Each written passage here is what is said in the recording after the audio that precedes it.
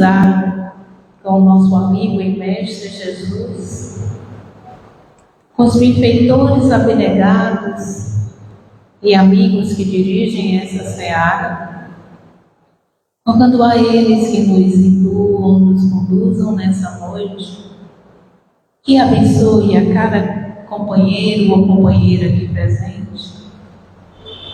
que fortaleça os pilares materiais e espirituais dessa seara, abençoando-nos com a paz, com a serenidade, com a sabedoria, com a benevolência, especialmente nas nossas horas mais difíceis e que mais precisamos de todas essas virtudes. Falando aos benfeitores amigos que envolvam o nosso companheiro Altair, para que ele tenha serenidade, êxito no seu trabalho de hoje, que a espiritualidade amiga o envolva na mais dulce das energias, dando a ele a sintonia com o alto, com seu anjo guardião, para a mensagem, a palavra que ele irá nos trazer na noite de hoje. Que os espíritos bondosos que aqui se encontram possam derramar sobre todos os nossos irmãos de caminhada, também aqueles que nos assistem nas redes sociais, que eles possam derramar as bênçãos de luz, de amor, de paz, de força e de coragem para vivenciar e superar as suas batalhas diárias. Que a vossa misericórdia, Pai querido, possa se derramar sobre todos os nossos irmãos em humanidade, especialmente aqueles que são perdidos, que têm o coração endurecido, que esqueceram o que é o amor, a solidariedade e a fraternidade. Aqueles que estão guerreando, aqueles que buscam na luta do poder contra a posse, contra o domínio, contra o povo, e que semeiam a violência e a insegurança nessa comunidade e em outras tantas, possam encontrar no íntimo de cada um deles o amor e a sintonia contigo, Pai querido. E certos da vossa presença entre nós, Mestre querido, nós nos pedimos a licença e a permissão para iniciar a nossa atividade de hoje com votos de paz e de luz para todos nós. Que assim seja. Então vamos passar a palavra para o nosso companheiro Altair, que irá nos levar no trabalho não ao racismo. Bom trabalho, amigo. Obrigado.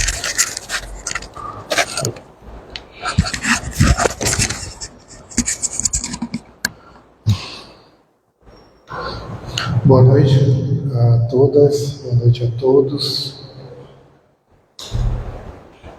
Agradecer ao CETRAS, que é o departamento, para esse convite de um tema que muitos de vocês acompanharam nesse fim de semana, muitas reportagens, muitos temas, e eu deixei a capa, do card que nós publicamos para falar principalmente daquela questão ali da temática do mês, O CETRAS, que é um centro muito interessante, de uma proposta que se tem de não só estarmos trazendo os conhecimentos da doutrina espírita, mas tentando trazer de acordo com a atualidade. Isso apareceu muito no seminário que nós fizemos, por isso que a temática do mês é o Evangelho Redivivo, o Espiritismo e as questões sociais.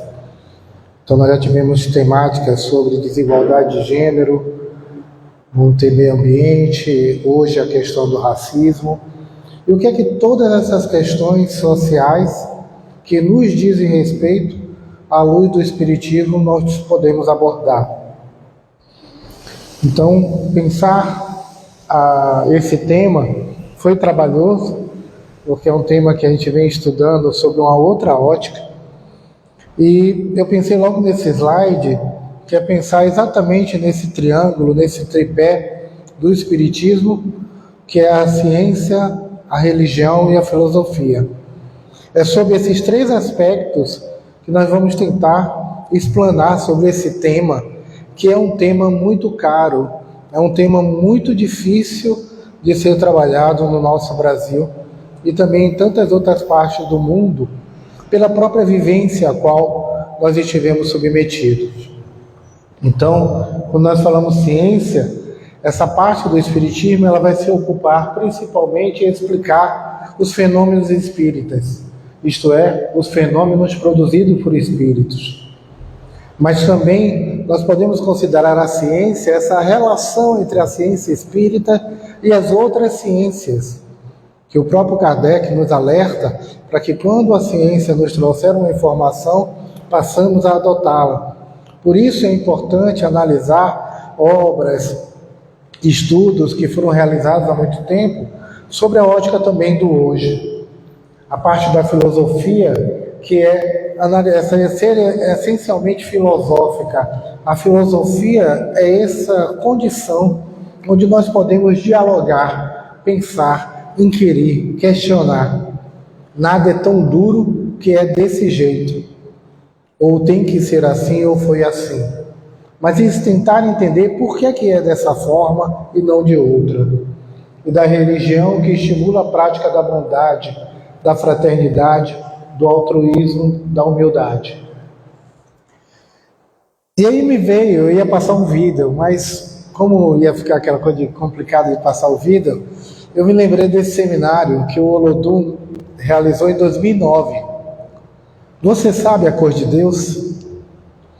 E esse debate era muito importante, e se tornava importante, porque o olhar que se tinha, e nós vamos ver nos livros, nos desenhos, é normalmente de Deus como um homem de barba branca, cabelo grande, às vezes gordo, bem cheio. E aí nós vamos olhando depois a figura dos anjos, a figura de Jesus, E o Olodum faz esse seminário em 2009 questionando, por exemplo, que é difícil imaginar na Palestina, onde Jesus nasceu, onde o número de pessoas louras de olhos azuis praticamente não existe. Os palestinos, vocês veem na televisão, são todos praticamente de cabelos pretos. Mas o que acontece que dá essa mensagem? E uma música que o próprio Olodum tem diz: você sabe a cor de Deus, quem sabe não revela. Então você vê que a espiritualidade, você olhar o livro dos Espíritos, você olhar o livro dos Médiuns, o Evangelho segundo o Espírito, nenhum diz qual é a cor de Deus. Quem sabe não revela, porque isso não importa. E se isso não importa dentro de um plano maior, imagine entre nós. Então falar desse tema é pensar algumas reportagens como essa que saiu recentemente, que uma pessoa negra foi morta pela polícia a cada 4 horas em 2022. Pensar que dados como a mortalidade materna vai atingir desproporcionalmente mais mulheres negras do que mulheres brancas.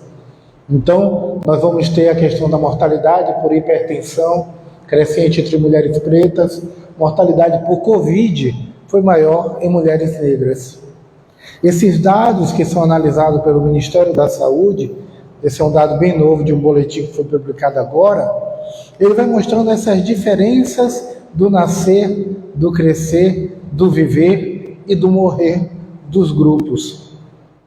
Pelo IBGE, nós temos 5 grupos: branco, amarelo, indígena, preto e pardo. A junção de negro seria a junção política de negros ou de pretos e pardos. Quando nós olhamos a questão da frequência do pré-natal, mulheres negras fazem 7 vezes menos pré-natal do que mulheres brancas. E quando nós olhamos, por exemplo, que estamos falando da Bahia, que é um estado que tem 80% de pessoas declaradas negras, pretas e pardas, nós nos perguntamos por que isso. E algumas pessoas fazem: mas é porque a maioria das pessoas são negras, a maioria da população. Sim, mas se a maioria da população fosse negra, seria também a maioria das pessoas, por exemplo, na Câmara de Vereadores, na Assembleia Legislativa, como governador do estado, como prefeito da capital. E a gente percebe que os negros e as negras não ocupam esse espaço. E isso tem um nome, racismo. E o racismo que nós chamamos de estrutural, quer dizer, está na estrutura da sociedade. Não é uma questão somente de você gostar de mim ou não. Não é um racismo das relações, é um racismo que permeia as instituições e trata de forma diferenciada as pessoas. Essa noção de raça, ela foi uma construção histórica, utilizada para subjugar e justificar tal denominação de raças superiores, né, que seriam as teorias que nós chamamos de eugenistas ou eugênicas. Esse conceito, biologicamente, deixou de existir a partir do século XX, né? Porque principalmente se percebeu que existe somente uma raça quando nós falamos do grupo humano. Nós temos 2 pulmões, né? Um fígado, 2 rins, um coração. Quer dizer, fisicamente, biologicamente, nós somos iguais. Então não tem por que você falar de raças diferentes. Ok? Mas foi preciso, né? Mas foi preciso porque essas diferenças, elas estavam ligadas naquilo que a gente chama de etnia. Etnia, sim, são grupos diferenciados culturalmente na sua prática de vivência. Então, por isso que nós falamos de determinadas tribos indígenas ou grupos outros, tá? Por isso que o Livro dos Espíritos vem nos dizer na questão 53. Pergunta Kardec: o homem surgiu em muitos pontos do globo? E a espiritualidade responde: sim, e em épocas várias, o que também constitui uma das causas da diversidade das raças. A espiritualidade repete um termo que era muito comum lá no século XVII, século XVIII. Certo? Por que a espiritualidade não usa etnia? Porque não era um termo conhecido na época. Então ele fala dessa diferenciação e a espiritualidade continua. Depois, dispersando-se os homens por climas diversos e aliando-se os de uma ao de outras raças, novos tipos se formaram. Isso aqui, para mim, que é da minha área, que eu estudo antropologia, é o que nós chamamos de evolucionismo. O ser humano original, mesmo que se considere Adão e Eva, que queiram, ou como nós consideramos na ciência, um primata original, dele vai surgir no continente africano, e que depois vai se dispersar esse grupo, que a gente chamou de Homo sapiens, vai se dispersar pela Ásia, pela Europa, e como ele fala, esses grupos vão se encontrando e vão formando novos grupos. Então, se na África eu precisava, por conta do sol quente, de uma pele que pudesse me proteger dos raios solares, e eu produzo uma coisa chamada melanina, que por sua vez escurece a pele. Quando esse ser humano chega na Europa, onde tinha pouco sol, o corpo já vê que não precisa dessa melanina e ele vai perdendo essa tonalidade. Eu preciso, no continente africano, desses cabelos crespos, cabelos que resistem ao sol, mas deixam ao mesmo tempo passar o vento. Quando eu chego em continentes gelados, eu já não preciso disso, eu preciso de um outro cabelo que cole no couro cabeludo para esquentar o meu cérebro. Da mesma forma, o tipo do nariz, o tipo da boca, o corpo vai sofrendo alterações. Livro dos Espíritos, 1857, trazendo algo que a gente veio debater muito recentemente.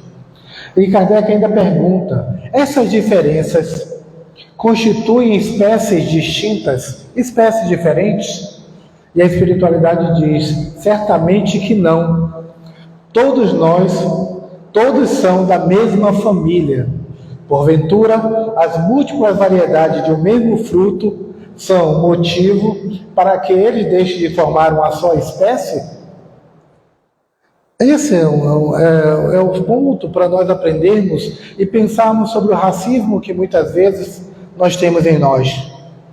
Nós formamos uma mesma espécie.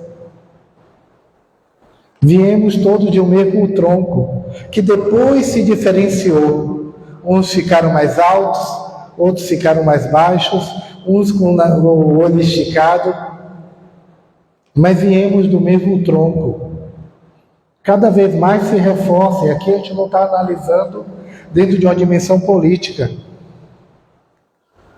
A raça, o problema dela é que ela vira depois um conceito, uma construção que foi tendo sido, às vezes, definida segundo critérios biológicos, e nós já vimos que não existe.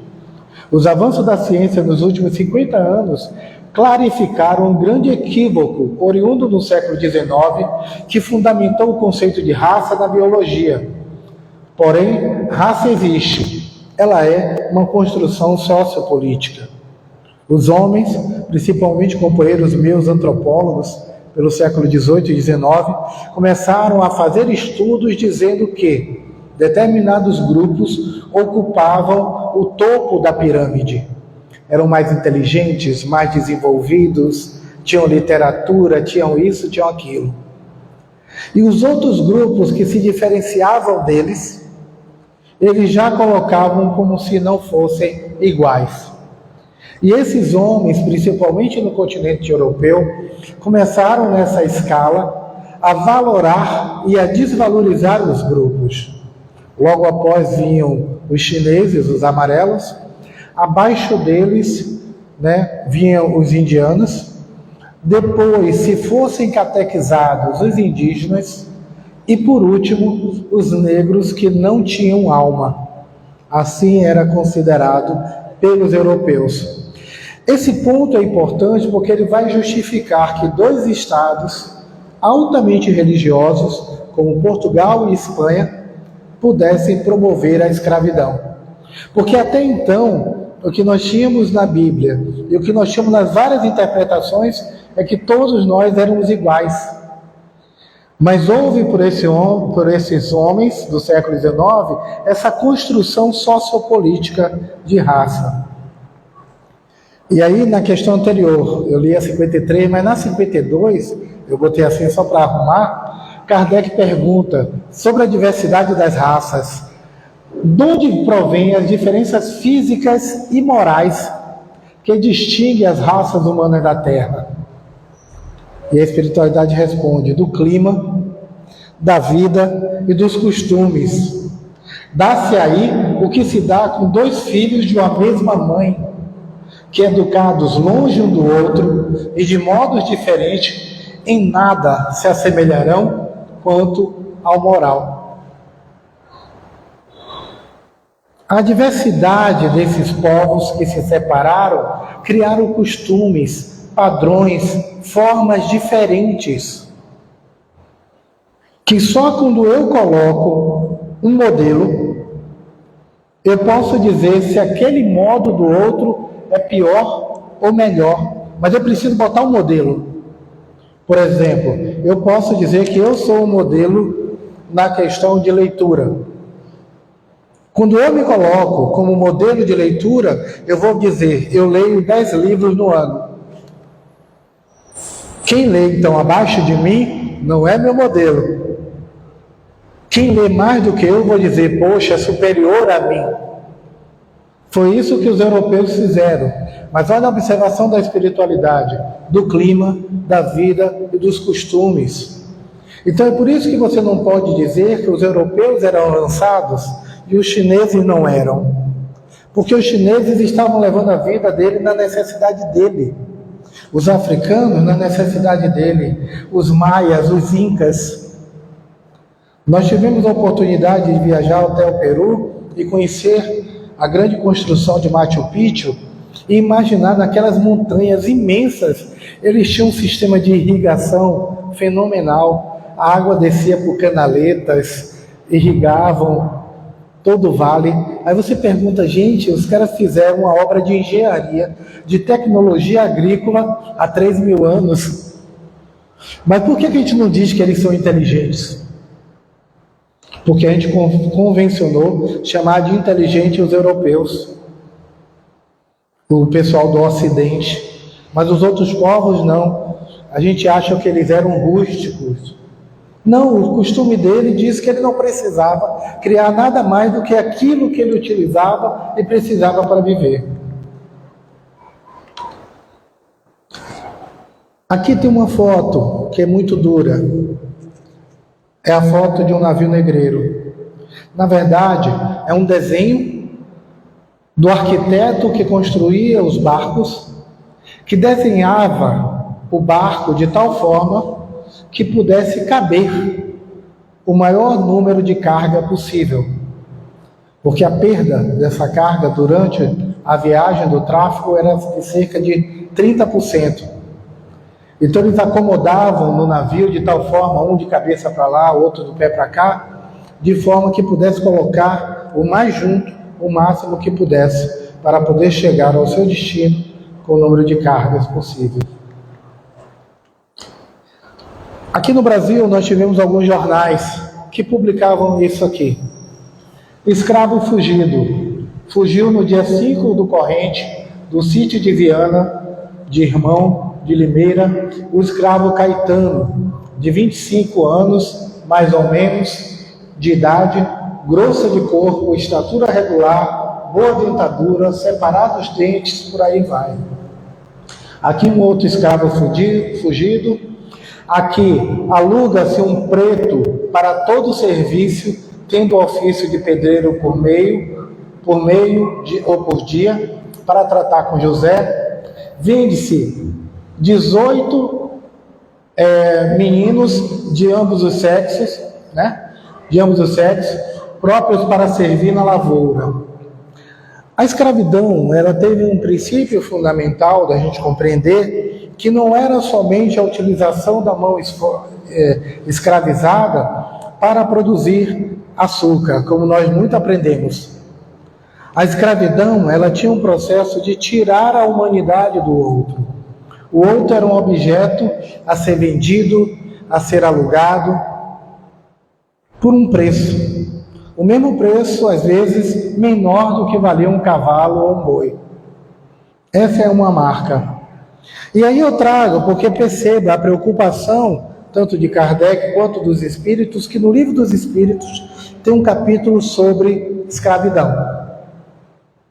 Por isso que esse tema falado hoje, no Dia da Consciência Negra, que você traz, ele não está solto, não é uma coisa solta. A gente está trazendo relacionado ao Pentateuco. Na questão 829, Kardec pergunta: haverá homens que estejam por natureza destinados a ser propriedade de outros homens? Olha a pergunta. Haverá homens que estão destinados a ser propriedade do outro? E a espiritualidade responde: é contrária à lei de Deus toda a sujeição absoluta de um homem a outro homem. A escravidão é um abuso da força. Desaparece com o progresso, como gradativamente desaparecerão todos os abusos. É contrária à natureza, à lei humana que consagra a escravidão, pois que assemelha o homem ao irracional e o degrada física e moralmente. Olha como a espiritualidade, ela tem uma preocupação de ser cirúrgica, de ir direto ao ponto. É contrária à lei de Deus.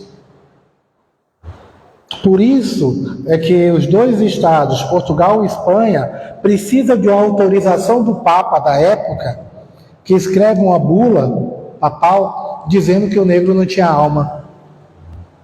Então já não está mais contrário à lei de Deus. Porque aquele outro não é mais humano, não é mais um homem. Assim que a escravidão se firma.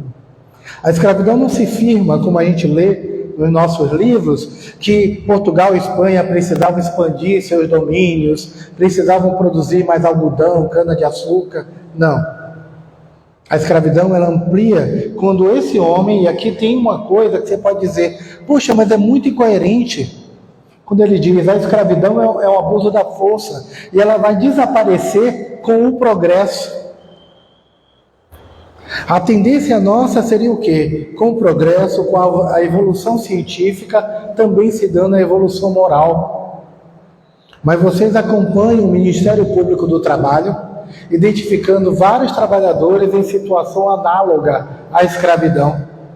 Até hoje, 2023, nós temos agora, nesse momento, pessoas trazidas do Paraguai em fábricas de cigarro, pessoas trazidas do Uruguai, da Bolívia, né, tiradas do Nordeste para o Sudeste, trabalhando em fazendas, em várias fábricas, como se fossem escravizados. Escravo fugido. Aqui eu trouxe só uma comparação de um escravo fugido, toda essa... saía no jornal, os donos vendiam, compravam, né, pagavam para sair anúncio no jornal, tá? Suas fugidas são sempre para longe.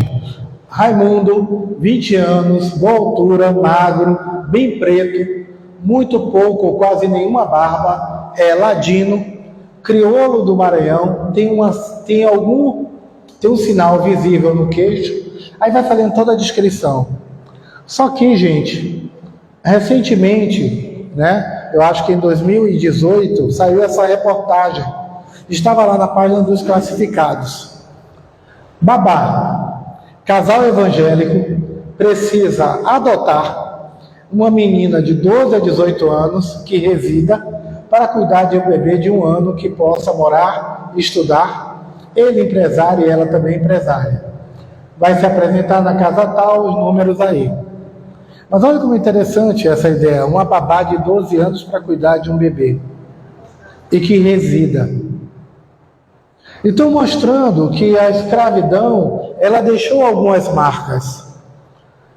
Se nós pudermos um dia, nós podemos trazer Creuza aqui, que foi presidente do Sindicato das Domésticas. A doméstica foi a última profissão regulamentada no país.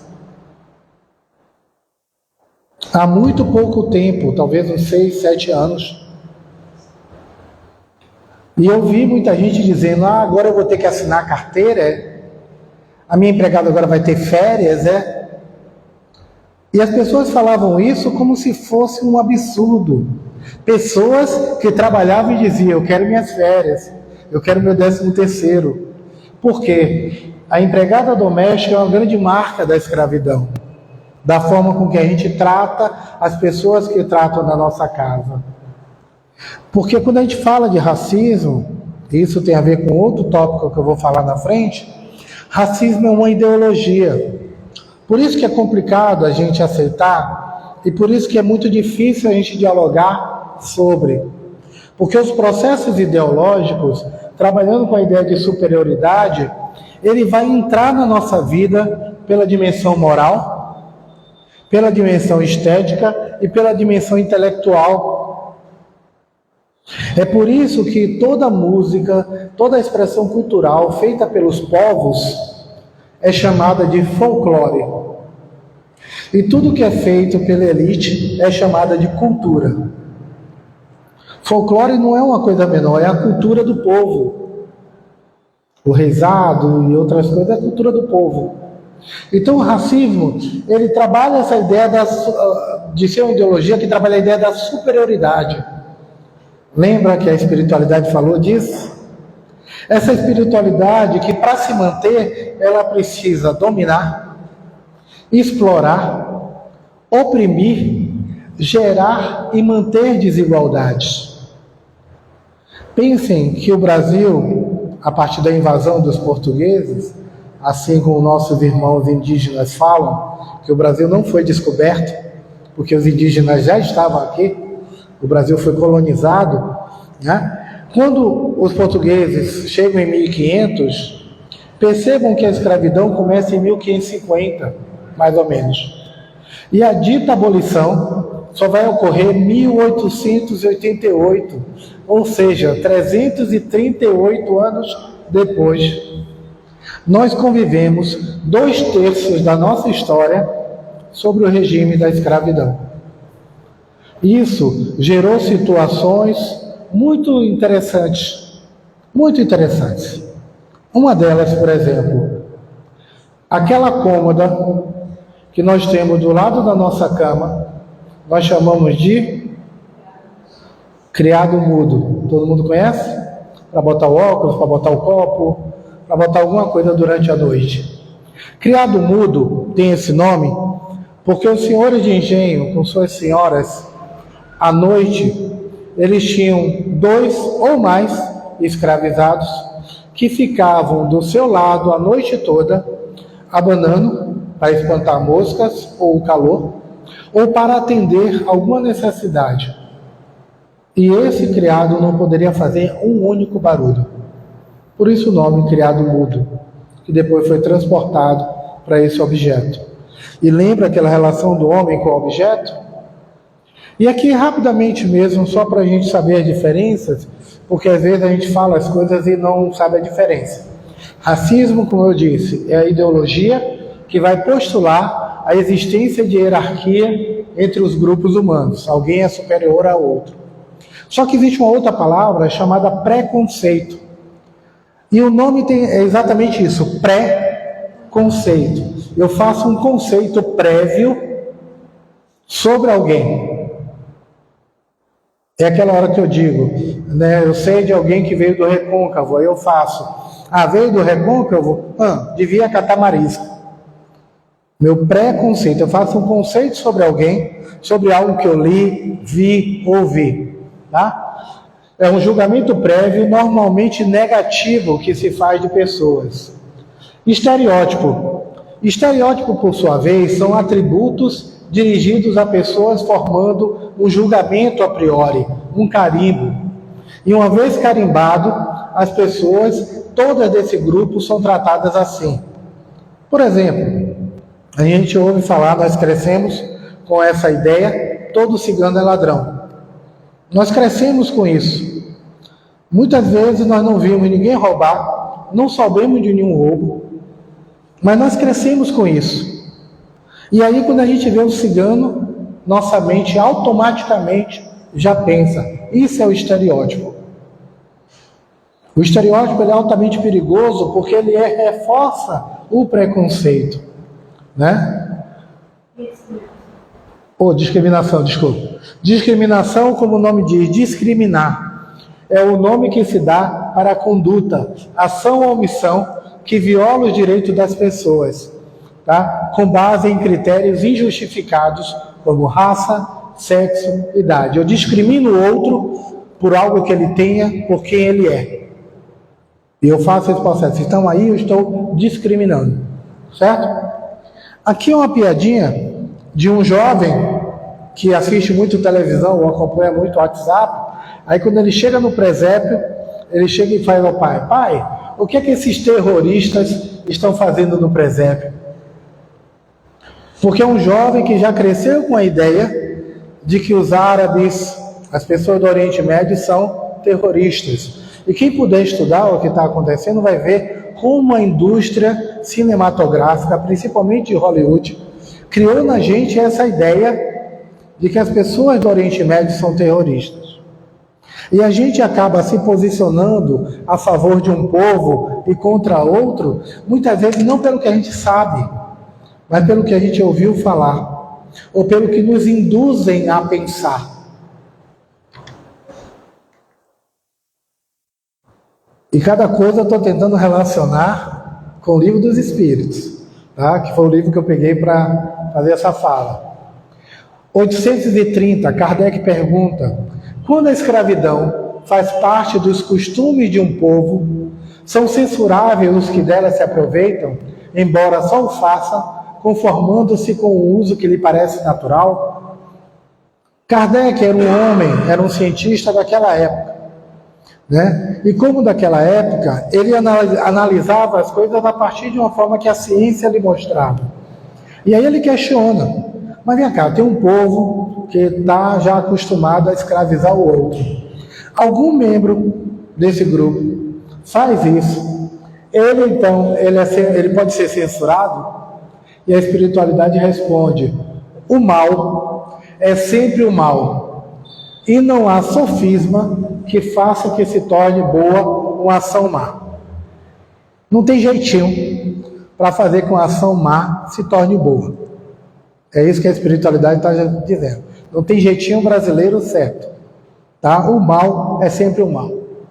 A responsabilidade, porém, do mal é relativa aos meios de que o homem disponha para compreendê-lo.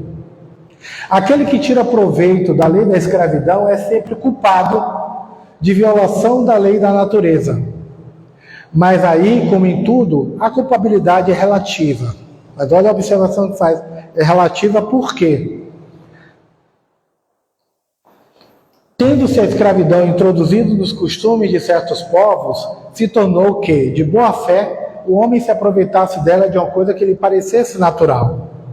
Entretanto, desde que mais desenvolvida e sobretudo esclarecidas pelas luzes, aí ele coloca do cristianismo, mas nós temos outras provas, mostrando outros estudos, eu vou falar, sua razão lhe mostrou que o escravo era um seu igual perante a lei. Nenhuma desculpa mais ele tem. Ou perante Deus, que o escravo era um seu igual perante Deus, obrigado, nenhuma desculpa mais ele tem. Eu estou falando porque os grupos indígenas nos Estados Unidos também começaram, a partir das suas práticas, a perceber que não tinha lógica você escravizar um outro para trabalhar para você, para proceder para você. De novo, a espiritualidade responde: quanto mais você evolui, quanto mais você progride, essas noções básicas que, por exemplo, você tem na sua cabeça de diferenciação do outro, não lhe cabe. Não é parte do seu processo de evolução. E aí, nós pensamos muitas vezes que as imagens que a gente acaba tendo da população negra são essas imagens. É por isso que não se reforça na nossa mente a ideia de humanidade, porque a gente guarda essas imagens. Mas perceba, e aí eu trouxe essa dinâmica, para perceber de uma lei natural que nós temos, ou uma lei divina, chamada lei do progresso. A lei do progresso, ela vai trabalhar em 3 tipos de progresso, e aí o interessante é perceber isso. Lembra que o racismo, ele se baseia na dimensão intelectual, moral e estética? Lembra que eu mostrei? A lei do progresso se baseia exatamente na lei intelectual, moral e física. Só troca a estética pelo físico. A lei do progresso, na dimensão intelectual, ela diz o aprimoramento da capacidade intelectual. Você desenvolve sua capacidade de pensar, de refletir. Então, como é que a gente acolhe dentro da gente uma ideia de eu não gosto desse tipo ou daquele tipo?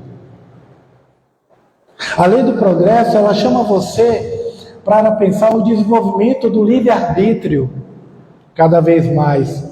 Na parte moral, o intelecto ter um limite definido e natural. Na sua dimensão moral, você começa a ter um limite, a poder dizer, olha, isso aqui é correto, isso aqui não é. Então, por exemplo, tem um filme muito legal chamado Que Horas Ela Volta? Quem puder assistir, é a hora que você diz assim, a patroa diz à empregada, você pode ficar domingo, que eu vou dar um jantar? E ela fica domingo o dia todo preparando o jantar. E aí, logo depois, ela não paga a hora extra. Você sabe o limite. O limite é aquela pessoa trabalhou, ela deve ser paga por isso. Na lei do progresso, você vai evoluindo e vai pensando isso e se torna uma coisa natural na sua cabeça. A lei do progresso também, ela vai trabalhar com propriedades. O ser que não retroage, que não dá para trás. O ser que pode estacionar por um período, mas ele tende a evoluir.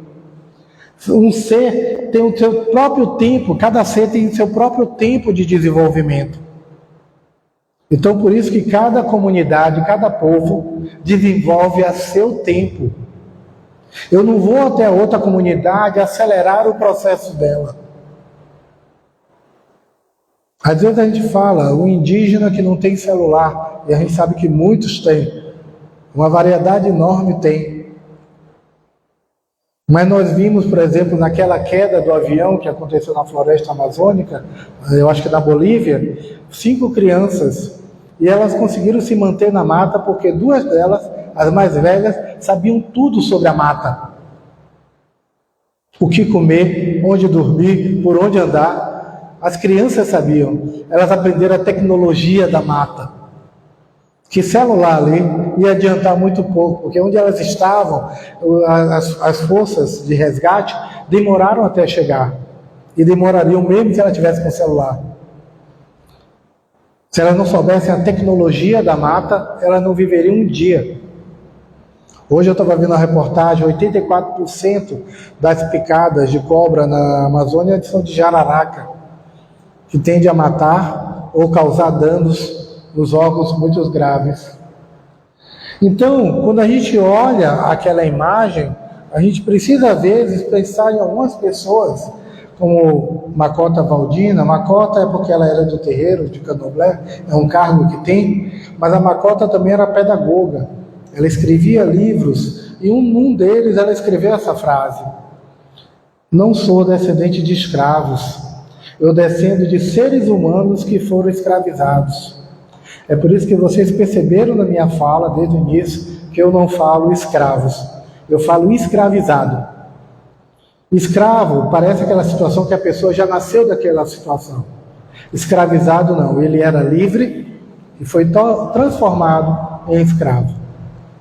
E a Macota nos alerta para isso, para poder dizer, nós não nascemos assim. Mas só que por isso é que essa imagem que a gente acaba tendo, a outra, né, são imagens muito ruins para pensar sobre a nossa existência como espírito nesse corpo físico. Eu não descendo de sofrimento. Os sofrimentos que eu tenho estão ligados muito mais ao meu espírito, das minhas vidas pretéritas, do que dessa existência em si. Mas essa existência, ela vai fazer a cobrança disso a partir do racismo. Então, Kardec, na questão 831, pergunta: a desigualdade natural das aptidões não coloca certas raças humanas sob a dependência das raças mais inteligentes? Essa frase do Kardec tem gerado uma polêmica, onde pessoas estão discutindo se Kardec é racista ou não é, mas eu tomo na seguinte visão: ele faz um questionamento que é importante a gente ter cuidado, é imaginar que eu teria uma desigualdade natural. De novo, lembra que a gente falou de grupos diferenciados? E a espiritualidade tem um cuidado para responder, dizendo, sim, mas para que estas se elevem, dizendo o seguinte: o outro, mesmo que se ache mais inteligente do que você, ele não tem o direito de te dominar.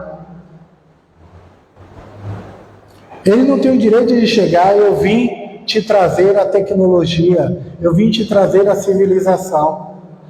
Kardec diz isso, ou a espiritualidade diz, sim, se isso servir para a elevação do outro, e não para a submissão do outro a você.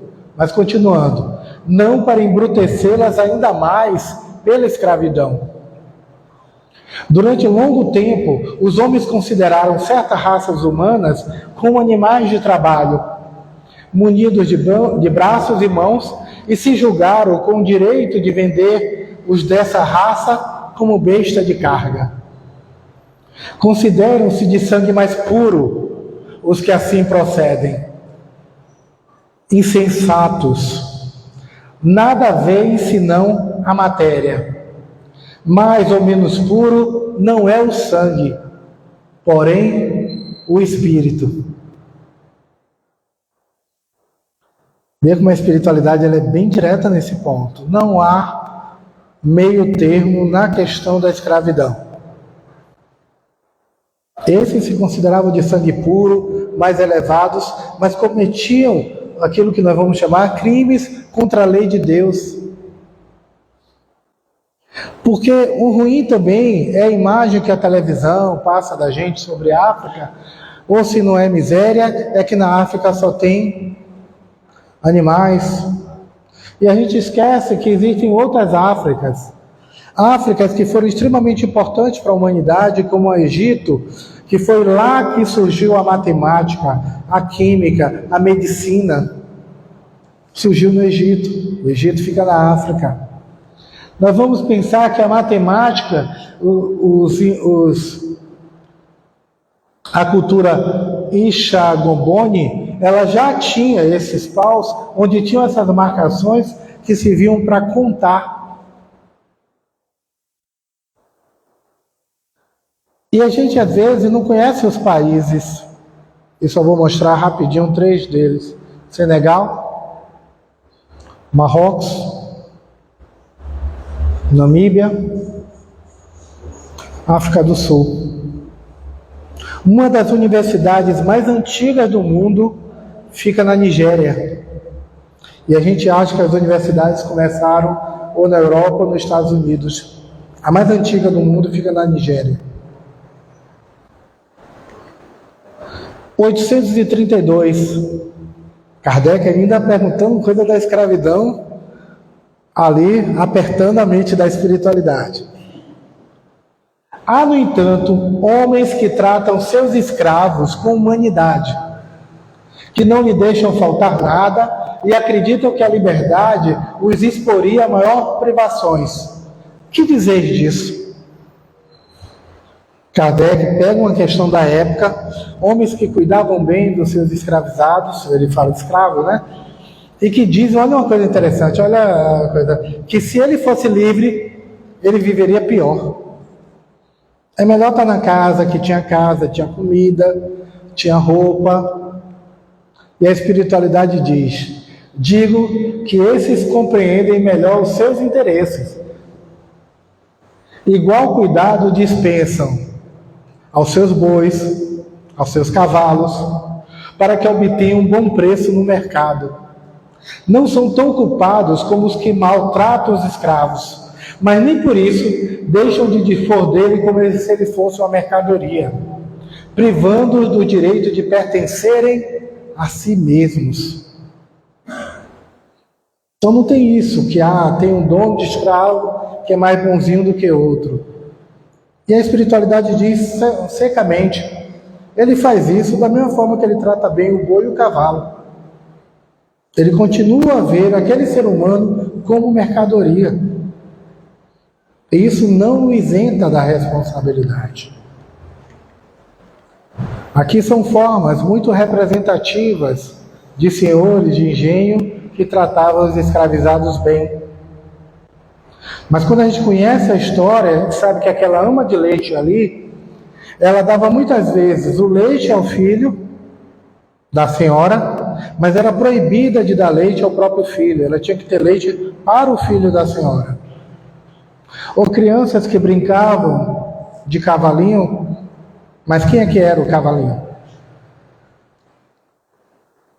E aí eu já pegando uma frase do Evangelho, e servindo muito para a gente, quando nós pensamos em ser um homem de bem, a espiritualidade diz, o homem de bem é bom, humano e benevolente para com todos, sem distinção de raças nem crenças, porque em todos os homens vê irmãos seus. E na Revista Espírita, nós temos essa frase, essa compreensão das leis divinas permite a Allan Kardec afirmar que o Espiritismo, restituindo ao Espírito o seu papel verdadeiro na criação, constatando a superioridade da inteligência sobre a matéria, faz com que desapareçam naturalmente todas as distinções estabelecidas entre os homens, conforme as vantagens corporais e mundanas, sobre as quais só o orgulho fundou as castas e os estúpidos preconceitos de cor. Esse é o diálogo que nós fazemos na Casa Espírita. De que o Espiritismo, ele modifica essa nossa postura, a nossa conduta, nos convida a uma mudança de comportamento, de reflexão sobre como interpretamos o outro, como interpretamos a vida. E não temos como não falar de Mandela, que disse uma coisa muito importante sobre a educação. A educação tanto da escola, mas a educação na família e a educação na sociedade. Que ninguém nasce odiando outra pessoa pela cor de sua pele, por sua origem ou ainda por sua religião. Para odiar, as pessoas precisam aprender. E se podem aprender a odiar, elas podem ser ensinadas a amar. Esse é o meu último slide, mas aí, eu mexendo no celular hoje, como todo mundo fez aqui hoje, me aparece essa imagem que eu achei muito legal da Federação Espírita, dizendo, Dia da Consciência Negra, 20 de novembro. Deus a nenhum homem concedeu superioridade natural, nem pelo nascimento, nem pela morte. Todos, aos seus olhos, são iguais. Uma boa noite, Deus nos abençoe.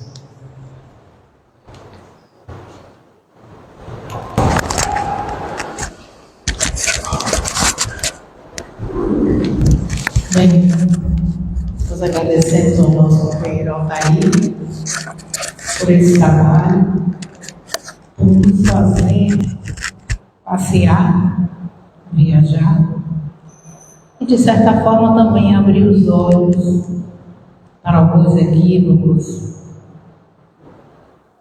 empreendidos há alguns séculos ou décadas atrás, mas que, de certa forma, enquanto espíritos eternos, ainda sobrevivem sob a forma de reminiscências ou tendências nossas nessa nossa vivência. São os irmãos de Cristo e Kardec e os espíritos, principalmente o Espírito de Verdade, deixa isso muito bem claro no livro dos Espíritos. Se não formos nós, na nossa família, na nossa comunidade, se encontramos ou convivemos com alguém ainda sobre esse estigma, sobre esse rótulo preconceito, sobre esse paradigma, que a gente possa alertar. Que a lei de progresso chegou, e chegou para todos também. Hoje as tratativas são diferentes, as leis também são diferentes. Que a gente possa despertar para isso. Obrigada, companheiro. E que a gente segue exatamente trazendo, ainda nesse mês, sobre o Espiritismo redivivo, né? O Evangelho redivivo, o Espiritismo e as questões sociais.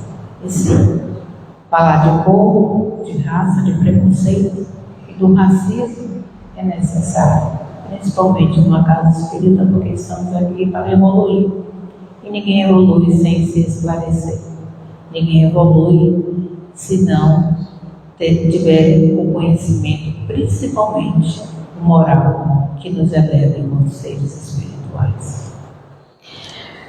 Amanhã nós teremos a nossa companheira Irã falando sobre a violência e o direito à vida. E na sexta-feira falaremos sobre tempos atuais, momento de reflexão com Cida Dias. Na próxima segunda-feira falaremos ainda sobre homofobia com Marcelo Sabac e vícios na modernidade, na próxima terça da manhã às 8 com Ademar Fontes.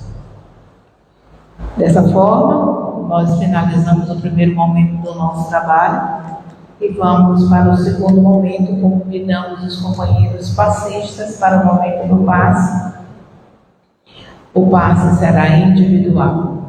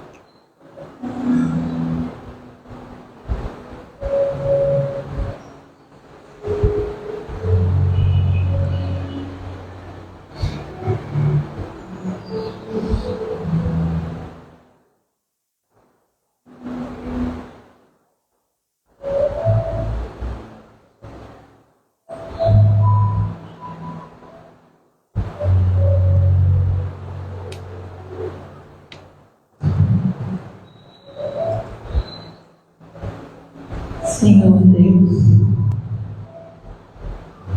que a vossa bondade se derrame sobre tudo aquilo que criaste. Piedade, Senhor, para aquele que não vos conhece. Piedade para aqueles que também não conhecem suas leis. Derrama as suas misericórdias sobre todos os seus filhos, aflitos e sobrecarregados, injustiçados, os misericordiosos, os pacíficos, os brandos de coração, os pobres de espírito. Ilumina, Pai, cada consciência. Abençoa aqueles que vivem sobre o sofrimento esse causado pelas suas próprias escolhas ou livre-arbítrio. E assim, Mestre, que possamos a cada dia nos esclarecer e evoluir para sermos seres melhores no futuro. Que possamos nos olhar e nos reconhecermos todos como irmãos em humanidade, para que dessa forma possamos aurir a vivência em um mundo regenerado, onde a dor, o preconceito, o ódio não existam mais.